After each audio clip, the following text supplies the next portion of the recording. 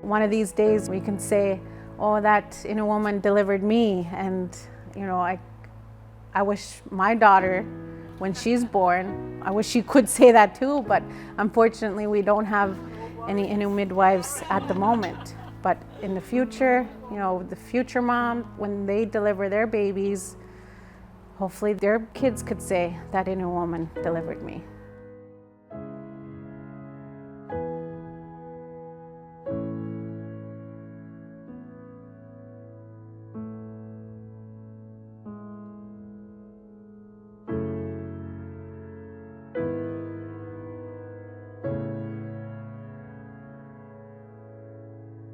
This is our future. This is the future for our communities. And then when it was time to have students, it was just like, okay, it's getting real. We're getting to the process where, we'll have midwives come here and teach the students. And so it's an amazing feeling and very grateful that, everybody was able to come together and make it happen for our communities. Thea gave birth in a traditional Innu tent and was very interested in returning Innu midwives to Innu communities in Labrador. Midwifery globally has demonstrated safety with large home birth studies, and in hospital that midwifery care has safe and improved outcomes. I feel like midwifery came to me than anything in my life. So happy to be able to serve my community and my people, normalize midwifery in our community and in Labrador. Because right now there's no births in communities and there's no celebration of life here in the community. So bringing midwives back means we're going to give births.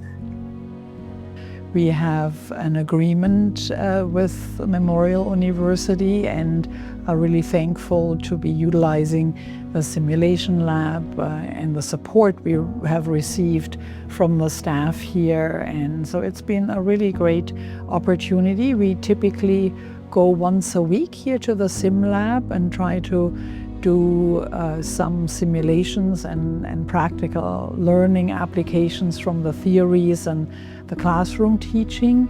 And occasionally we also have collaborative sessions with the Bachelor of Nursing program and the students there, and that has been a great learning opportunity. So we're very pleased with that, and I think the students enjoy it as well. And this has been extremely helpful to put into practice what's been learned in the classroom.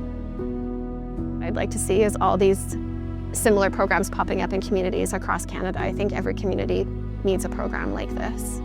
Every single woman who comes into this program will be impacted, and that baby will be impacted, and the community will be impacted, and wellness starts at the beginning. It's a blessing to do this work, and we need more doulas, we need more Indigenous midwives and people who are caring about the Indigenous culture. Even if you're not that, but if you deeply care, we welcome you, we need you, and we need your support, and we're grateful for it.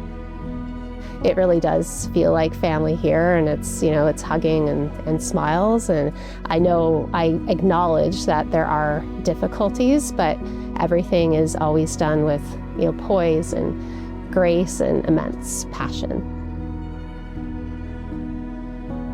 Thea Penashue, she was a traditional midwife.